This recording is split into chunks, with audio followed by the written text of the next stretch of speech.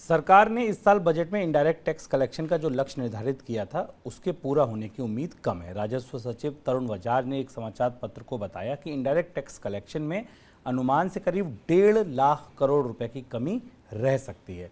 सरकार ने बजट में 13.38 लाख करोड़ रुपए के इनडायरेक्ट टैक्स कलेक्शन का लक्ष्य निर्धारित किया था।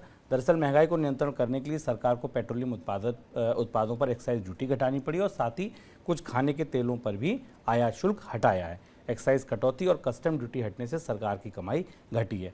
सर, जीएसटी का कलेक्शन तो ठीक ठाक हो रहा है, 1.5 लाख करोड़ के आसपास, इस महीने भी 1.14 लाख करोड़ के आसपास है।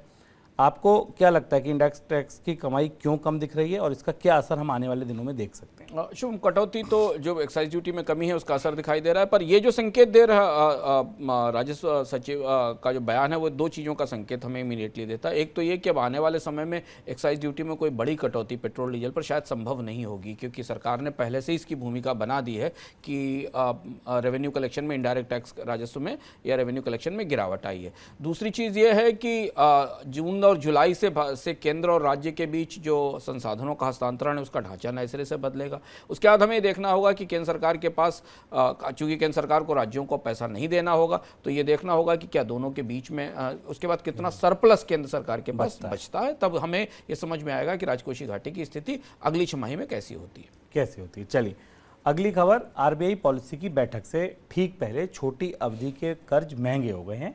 बुधवार को आरबीआई की नीलामी में एक साल के ट्रेजरी बिल की यील्ड 6.08% पर पहुंच गई। यानी सरकार को एक साल की अवधि तक के जो कर्ज हैं वो 6% से ज़्यादा की दर पर मिल रहे हैं। ये जुलाई 2019 के बाद सबसे ऊंचा स्तर है, यानी कि करीब करीब माने तो 3 साल की ऊंचाई पर ब्याज दरें पहुंच गई हैं। छोटी अवधि के लिए ब्याज की दर बढ़ोतरी अप्रैल से शुरू हो गई थी, जब आरबीआई ने स्टैंडिंग डिपॉजिट फैसिलिटी यानी एसडीएफ की घोषणा की थी।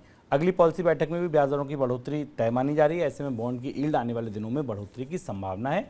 आपको बता दें कि भारत में 10 साल की बॉन्ड यील्ड अभी फिलहाल 7.4% के पास चल रही है। सर, छोटी अवधि के कर्ज क्यों महंगे हो गए? क्योंकि बाजार एक्सपेक्ट कर रहा है कि अगली बैठक में 35 से 40 बेसिस पॉइंट के कर्ज की बढ़ोतरी और होगी। तो जो भी बारोअर हैं वो, उन्हें लंबी अवधि के कर्ज की दरें बढ़ने की संभावना के कारण छोटी अवधि में सस्ता कर्ज लेने की संभावना दिखाई देती है। और भारत में जो एक साल का 364 दिन का ट्रेजरी बिल है, जिसको हम एक साल का बेंचमार्क मानते हैं, उस पर 6% के आसपास की ब्याज दर है। और अगर आप पैरिटी देखें शुभम, 1 साल की ब्याज दर, 5 साल की ब्याज दर और 10 साल की ब्याज दर, तो 10 साल वाली जो ब्याज दर है वो 7-7.5% के आसपास है। यहाँ से अगली पॉलिसी का इंतजार है, क्योंकि अगली पॉलिसी से पहले इस बात के संकेत मिल रहे हैं कि भारत में अलग अलग चरणों में करीब 75 बेसिस पॉइंट की बढ़ोतरी होगी। और जो टर्मिनल रेपो रेट है, यानी भारत में जब ब्याज दरें बढ़ने का साइकिल पूरा होगा, वो शायद तो इस वित्त वर्ष के अंत तक जाए, फरवरी मार्च तक जाए, तो भारत में कहीं ना कहीं 5.5% से 5.75% के आसपास की रेपो रेट स्थापित होगी।